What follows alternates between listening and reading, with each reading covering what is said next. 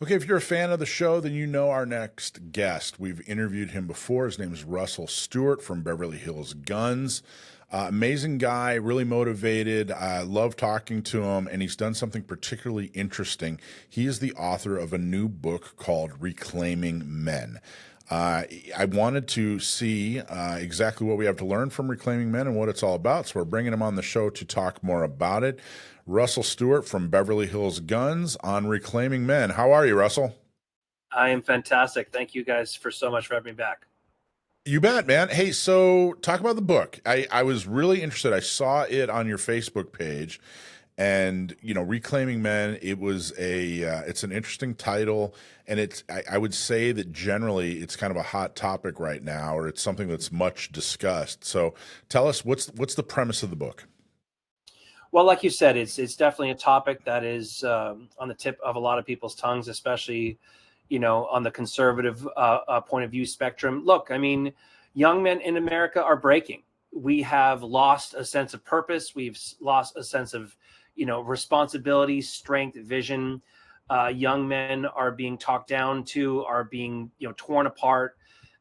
They're being feminized. They are being demonized. Being just as what we grew up with as just being a solid dude is now considered toxic. It's considered bad, and it's been throughout society. It's been throughout entertainment and media, especially in media. I was actually just watching an interview from the old cast of the show The Office about how they could never make that show now because of the language and subject matter. And then he said, "Yeah, but the lead character was still a bumbling idiot, and dads have been showcased as being not smart and not manly because being a man means toxic, and it's really taking its toll." And even a few minutes ago in our pre-interview, I'd mentioned that Vogue magazine had just come out with an article this morning about having a boyfriend is bad and telling girls to shun having a boyfriend because all men are toxic and stay away. It's a way that society has taken all of these young men and they have gotten out of the workforce. They're staying at home longer. They're overweight. They are not learning at the same pace as girls are in school. Suicides are up. Alcoholism is up. Porn is up. And it has all been this generational destruction of our young men. Wow. Now, what is your interest in this, or what's your experience in this? Like, what motivated you to write a book on this subject? Well, one is I'm a guy and I'm a guy's guy. And when I'm watching, especially my male friends' kids, because I'm at that age group now, when I'm watching them grow up in a society that doesn't value them and that's not giving them the tools and the outlets to become the leaders of tomorrow, I'm terrified. I'm also a father of a 7-year-old girl. What kind of man is she going to be wanting to be around and grow up with to understand what being manly is? And also too, last year I was elected onto the Beverly Hills Unified School District Board of Education. So now I am on a daily basis, I'm seeing these kids at school and I'm seeing how they're not getting the right tools to become leaders. Most young men can't even look you in the eye anymore. Most of them don't know what their purpose is in life. Most of them are terrified. They don't have a friendship circle. They don't have anyone to keep them accountable. Even coaches aren't the same anymore because the coaches are too worried about pushing the kids too far or being too tough on them. We don't have men anymore, and we don't have any a preparation ability of creating men. And this is now creating a toxic environment where now you get and not to be offensive, but they get the Andrew Tates of the world who are basically grabbing young men and pushing them to one extreme side, or you have the other side, the Hollywood feminization of men, where it's being soft and and emotional and maybe even androgynous. That's where men should be. There's no more just American dads or American men who you can count on. Men used to have skills. I used to be able to go to my dad and ask anything. How do you change a tire to how do you do math? And he knew everything. Nowadays, these men don't know anything because they're looking, inward at emotional things instead of outward at physical things. And So it's something that if we do not change it now, we are in deep trouble. I agree. So if you could pinpoint a moment in history, I mean, it wasn't like this in the 60s. It's clearly like this now, I mean, in the 50s, there was, father knows best. So it clearly wasn't then, but it clearly is now. If you had to pinpoint a moment in history, when did this start? Well, I think it's difficult to pinpoint the exact moment, but at least from my experience, especially since I've been on the school board, I think when education got away from, as we call here, career technical education, or as we grew up with, auto shop, wood shop, things of that nature, things with your hands, building things, accomplishing things. We went away from that and we went into more social sciences and how you think and how you feel, which is fine. I mean, we all want to be good critical thinkers, but we took doing and replaced that with feeling. And I really believe that now, I mean, across America, there's not too many schools left that have auto shop or wood shop or metal shop. And now with the advancements of AI, everyone's looking back at going, hey, I don't need to know how you feel about it. What can you do? And unfortunately, now we have a generation, especially of men, because men are doers. We have this onslaught of men who really don't know how to do anything, but they know how to feel everything. And that has been one of the biggest shifts in our culture to where the doers are practically now extinct. Do you think that this is the results of culture issues or political issues, or what's causing it, or where's it coming from? I think it's both. I think that from, especially on the political front, especially out here in places like California, that there has been more of a push into social justice, into people's emotional well-beings. But unfortunately, when it comes to men, especially, I grew up in a world where I had responsibilities. I had duty. I had to accomplish things. Nobody cared if I had a cold. Nobody cared how I felt. I had a responsibility to accomplish. That has now been replaced, and I truly think it started in the education system. It got replaced with, if you don't feel like it, you don't have to do it. Men's entire being is purpose, and purpose is number one trait that it does not require is how you feel about it. Yes, you want to use feeling and emotion to make sure that it's righteous and make sure that it's done at the highest level. But the saying that you got to punch your ticket every day to get the job done is not optional. In modern society, kids think that they have choices of getting up in the morning and doing their job. And I believe the transition into asking someone's opinion or feelings on doing the basics was the downfall. So why is that a male trait? In other words, being responsible and getting up and doing what you have to do every day, and even if you have a cold or whatever, why is that a male trait? And more specifically, why, if that's the way the world is going, why is it only having a negative impact on men, or is it having a negative impact on women, but just in a different way? Or to talk about that for just a minute. That's a great question. It's not a male trait. The problem is that society, and again, if you go back to the feminist movement of the 60s and 70s, where women were saying, you don't need a man. You can be just as, as successful in corporate America and sports and all of these other things, which I completely agree with. But there was a shift away from maintaining a men's mentality that they had a duty to perform. And they shifted that into women. And that's why you've got incredible women in high leadership, in corporate America, in government, and all the power to them. Fantastic. But the shift was into making sure women became a bit more manly. And then, of course, in society now we've seen to shift men to be a bit more feminine.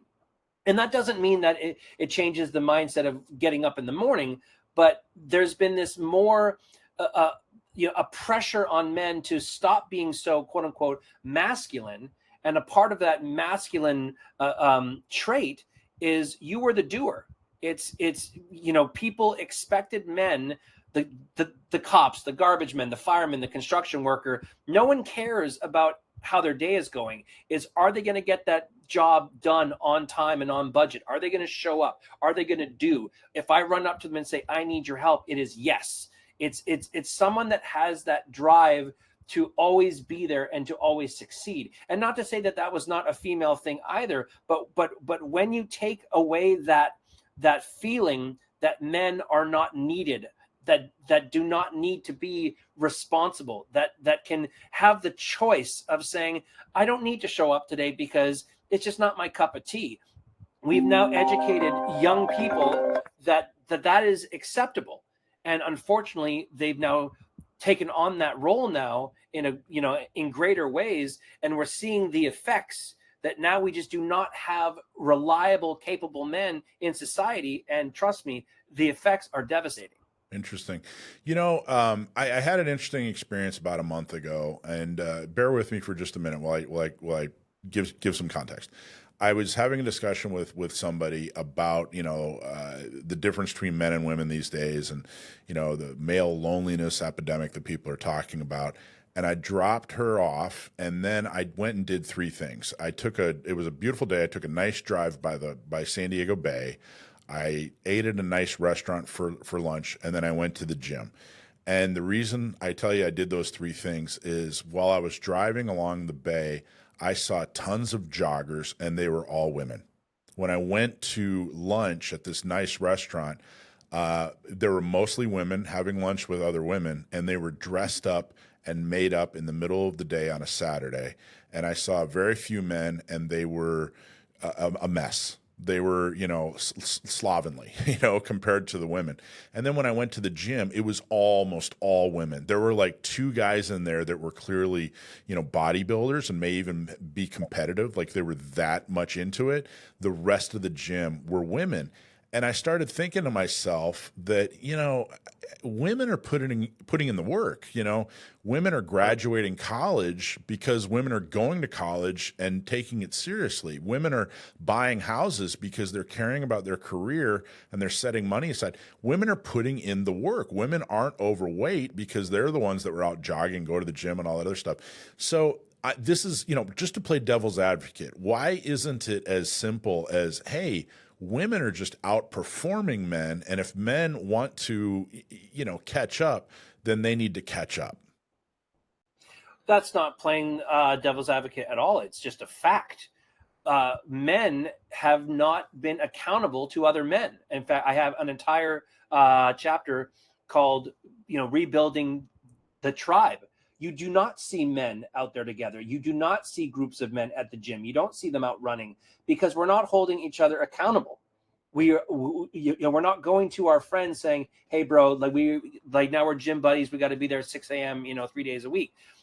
We're accepting mediocrity, and then again, because society about what we've done to men, now we're accepting the fact that woman who is taking care of herself, that does have the six-figure job and's got the great sports car, every single thing that the guy thought that he should have, instead of saying, bro, what are we doing? Let's get back on the saddle. Let's feel bad for ourselves. Let's talk about feelings, and let's go on a podcast and talk about, where things went wrong and my dad didn't push me hard enough and yada, yada, yada. Having a tribe of men who will hold you accountable and say, bro, I'm not going to let you gain 5 more pounds. I'm not going to have you, have another shot of whiskey at, 3 o'clock in the morning on a Tuesday. We need each other to police each other. And that is just something that's gone far off on the wayside. And women have always had that support group. And men have always had struggles that if you're going to use feelings, then use it on each other. And call up that buddy and say, bro, tomorrow morning, jog time, because we got to hold each other accountable. And women do it all the time. It might be done in a little bit of a different social way, but men are not there for other men, and that's got to stop. That's interesting. That's what a great way of putting it. Okay, so what's the solution then? How do we, I think everybody can articulate their version of the problem. I think that most of the problems, at least from 30,000 feet, or maybe even more specific than that. People know what the problem is. We get what the problem is. Everybody sees the problem on a daily basis. What are the solutions that what's a solution, or what are these solutions that the book is bringing out? Well, I think that, I mean, there's so many solutions, but the number one solution is a self-reflection that men have to stop seeing themselves as the victim. We need to get back to the core. And the number one thing that we keep talking about in the book is purpose. Is purpose, or, if you do not have a purpose-driven life, you really don't have anything.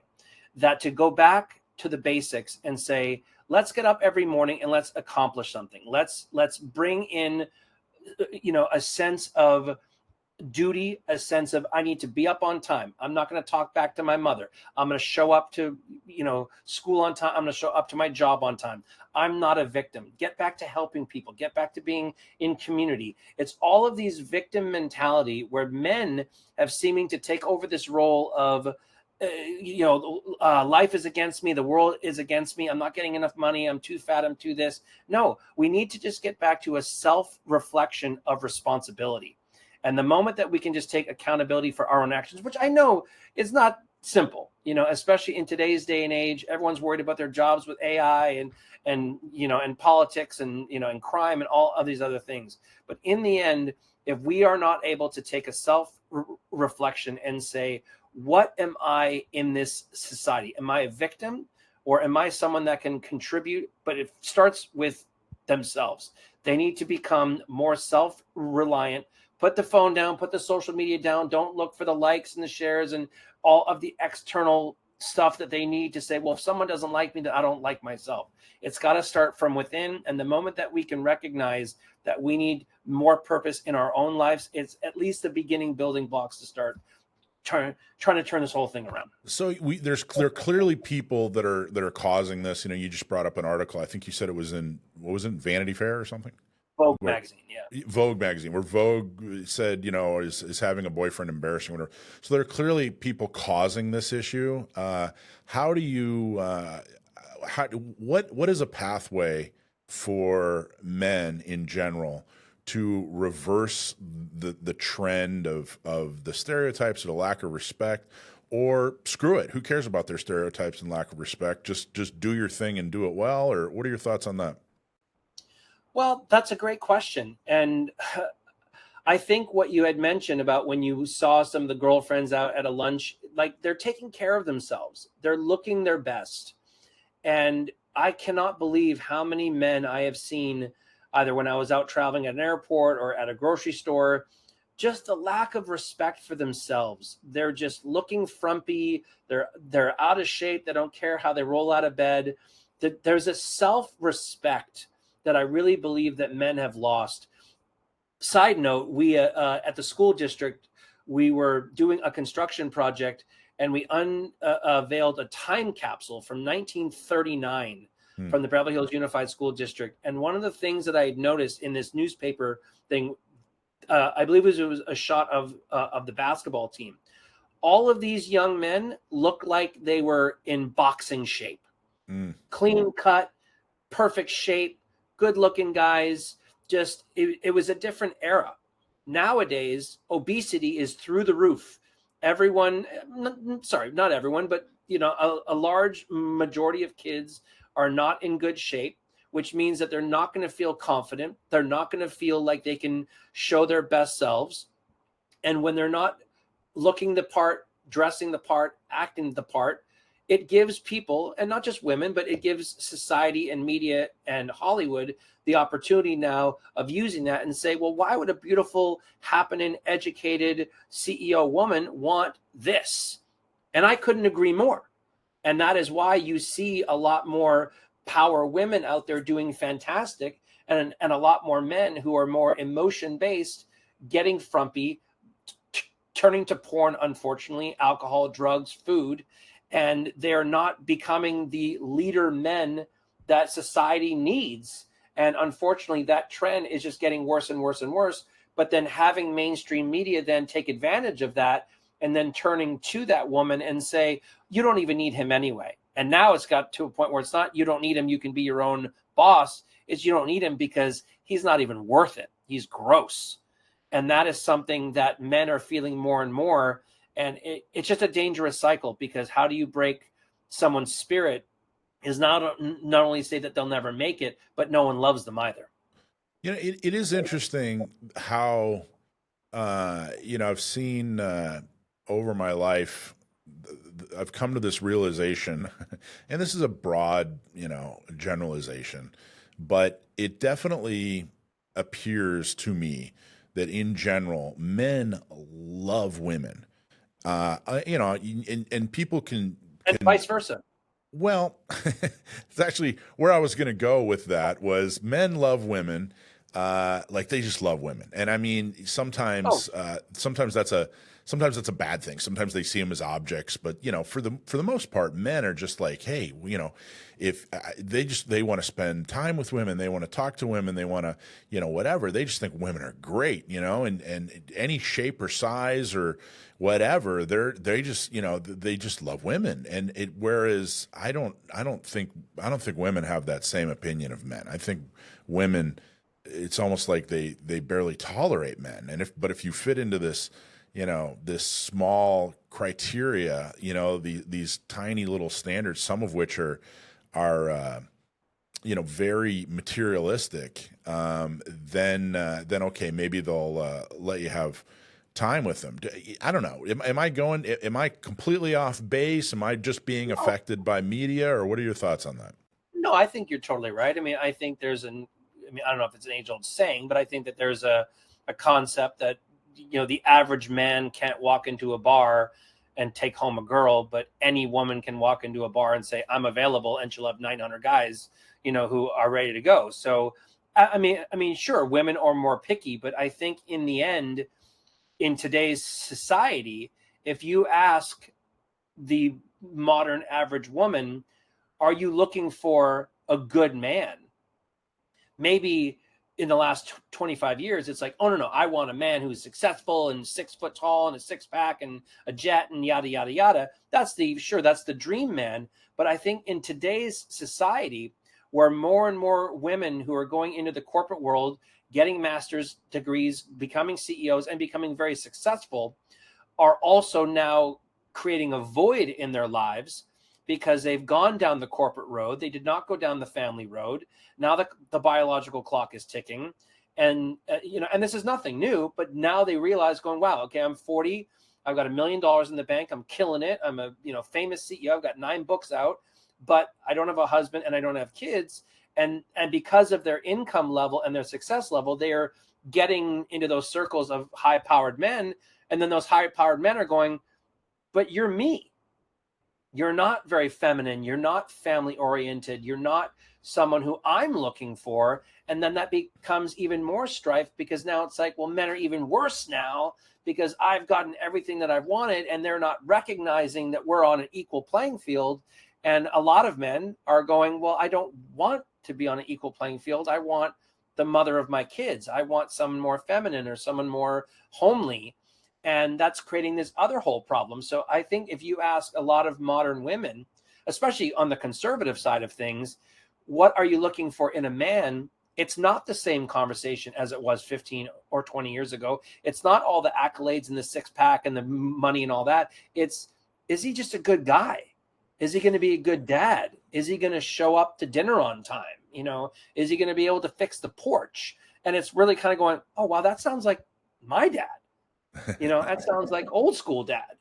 Well, And I really think that there's a shift going back there. And that's kind of where I was going with this, reclaiming men. And, like you pointed out, women can make their own money now. I guess the things, if you go back to traditional roles that men and women had, the things that men brought to the table, women have without men these days. If she needs a handyman, she can hire a handyman. If she needs, a 6-figure job or 6-figure income, she can go make 6 figures. There are a lot of ways the world has changed to make men less valuable, for lack of a better word. So I guess my question is, if somebody is reclaiming, their manhood, if someone is, listening to this or reads the book and they think, you know what, I need to follow this advice. What do they bring to the table? What do men? What should men? What is a man's best foot forward when talking to a woman? You know, why should they? Why is it important? Why should women see it as important that we reclaim men? Well, I think the number one thing is reliability. I think that society has created this mindset that men are expendable. You don't need a man, but men's reliability has been the number one thing. Like when my daughter comes to me, Mm-hmm. she's coming to me because she knows I can do it. She knows I can fix it. She knows I have the answer. And men have become less and less educated, less and less strong, less and less capable. Men don't know how to do much anymore. In fact, I've got one line on the back of my book that says, "Your grandparent stormed the beaches of Normandy, and you can't even change a tire." You know, we don't have abilities anymore.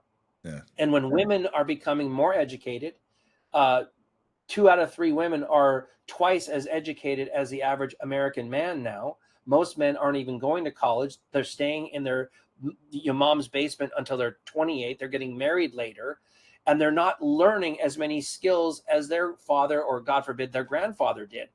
So when you are less valuable to society, every woman is going to see that. And I'm sorry, even the corporate CEO female, you know, even if you are even seen as the handyman in the relationship, if you don't even know how to change a light bulb, then you're not even a handyman. You're just a guy. And that is something that the number one thing is let's start learning to do more. Yeah. We used to, like men used to be the Swiss Army knife of society. And now we are useless. And that is the number one thing for me is what can you do? And again, I talk a lot about AI, and I've got a lot of big name AI clients here at the gun shop. Mm-hmm. And they talk a lot about what kind of employees are going to be needed in the future, as we're seeing all across corporate America, how many jobs are being cut, especially mid-level and mostly entry-level jobs are being cut for AI. It's because no one's capable anymore. So many people are coming out of high school and out of college, and they have a degree in basket weaving, but they can't do anything. And shockingly enough, the last jobs that the robots are going to be able to take over are electricians, plumbers, bricklayers, contractors, you know, carpenters, all the doers, all the stuff that we used to learn in career technical education in school that we got rid of 30 years ago in exchange for feelings. Well, my feelings are not going to rebuild that deck or change that tire. And that is the beginning, I believe, where so many people see the title of the book and like, oh, you mean like dudes being toxic and getting big muscles and tattoos and being like misogynist? I'm like, no. Can they, you know, repave their driveway? Can they be responsible? Is their word absolute gold when they say they're going to do it and say that they're going to get it done? Is that a guarantee? It's getting back to the core of manhood, not what society has shown for 30 years, where it's all about being, you know, alpha. Yeah. I think the most alpha thing that you can do is be a reliable, trustworthy, and motivated human being. And right now, even in my own circle of friends, I don't have that many men in my life that I believe are that kind of person. And I should have it, you know, and like I called it in the book, a tribe of guys that I can call upon, that if I got something wrong or I need something fixed or something helped, I've got a team of people around me to not only help me and get that job done, but to motivate me and to keep me accountable. So I'm always operating at that highest level. Well, I like the approach that, you know, you're staying away from, you know, blame, you know, it's somebody else's fault. You're staying away from victimhood. I think that's really great. And if it sounds like, you know, there are two big advantages, and whether or not one's more important than the other, but there are two big advantages to reclaiming, you know, manhood or reclaiming men, you know, or becoming a better man. Is the obvious one, women. And then the non-woman one is just personal fulfillment and happiness. It sounds like, you know, all the things that we've talked about or that you've heard or read online or whatever, you know, the loneliness epidemic or, you know, depression or, you know, all these things that are happening to the male population would go away if they would just go back to a little bit more of a traditional, accomplishment based life. Did I summarize that fairly accurately? 100%. And again, purpose. It's purpose. And again, in society, the moment, whoever it was, I would love to, shake that person, but the person who came up with the concept of the participation trophy, Yeah.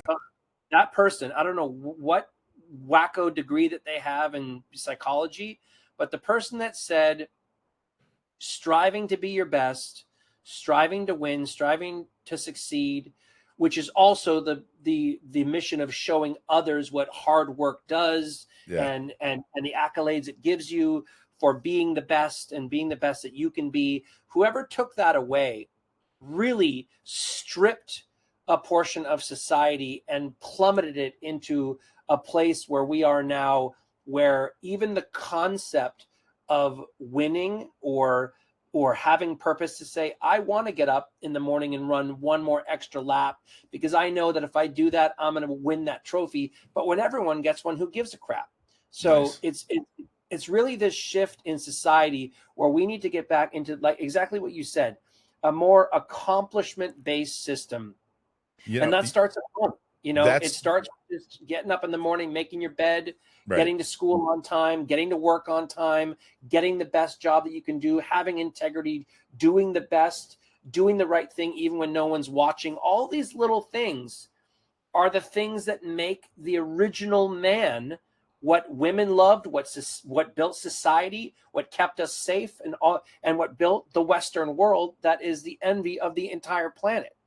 And unfortunately, now we have gotten away from that, and we're watching society crumble around us. And yes, it's not purely just men itself, but if men can get back to these more traditional way of operating, and again, not to then say we're getting back to toxicity and all of these labels that have been placed on us, which is why so many men are afraid of being, quote unquote, a man, but just to get back to being what everyone believes at their core men are. Men So are people that are trustworthy and reliable and will get the job done. 100%. I think the question where I said, "Hey, what's a moment in time where things changed?" I think you just answered the question. I think the invention of the participation trophy is maybe the answer to what moment in time do things start to change. I think that's hilarious. Do you remember the Man Show with Adam Of course, Carolla and Jimmy Kimmel? what polar opposites those guys are now, but yes, of That's course. so. That's where I'm going. It's almost like those. It was like there was a crossroads. That show was a crossroads, and you could either go on to be Adam Carolla or you could go on to be Jimmy Kimmel. And too many of us have gone on to be Jimmy Kimmel, and boy, is that not working. We need to get back to being more Adam Carollas, perhaps. Sure, but look at the success of Jimmy Kimmel. I mean, I'm sure if you looked at their bank accounts, Jimmy Kimmel's doing a hell of a lot better. In society, Jimmy Kimmel is incredibly famous. He's got a lot of people that backed him when Trump called for his removal from ABC. So if you look at the global championing of who society as a media think is the winner of that duo, if there was a competition, it would be Jimmy Kimmel. But I think from any traditional male perspective, Adam Carolla is going to die a solid male human being who fought for his fellow man, where Jimmy Kimmel, to certain groups, is going to be called a hero, but to, at least in my mind, is going to be someone who traded his man card for a paycheck and for a place in Hollywood. Yeah, I think that's well said. Anything else you want people to know? How do they find your book? If they want to read this book, if they want to buy it, where do they go? You can go to reclaimingmenbook.com, which sends you over to Amazon. It's available in ebook, hardcover, and paperback.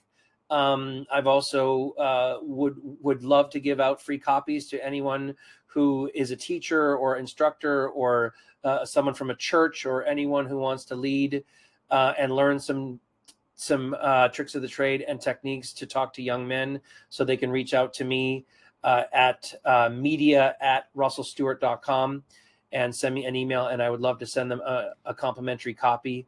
And I just hope that if someone can get inspired by it, even if they just read the back cover, which you can actually read on Amazon.com.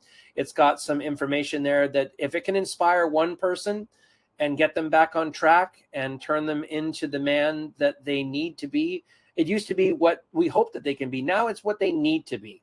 Because if we cannot get some more people back on a traditional path where they are just really strong charactered, good-hearted men that we grew up with, we're in deep trouble. So if it can help one person, it was very much worth the effort to get this book done. Great job. Thank you, Russell. Appreciate it. I'm looking forward to not only reading it, but buying it for folks for Christmas. I already have a couple of folks in mind. Great job. Thank you so much for taking the time. Thank you so much for having me on. Hey, thanks for watching Gun Owners Radio. I hope you loved that clip. Don't forget to like, subscribe, comment, and follow us on social media. And check out our website at gunownersradio.com.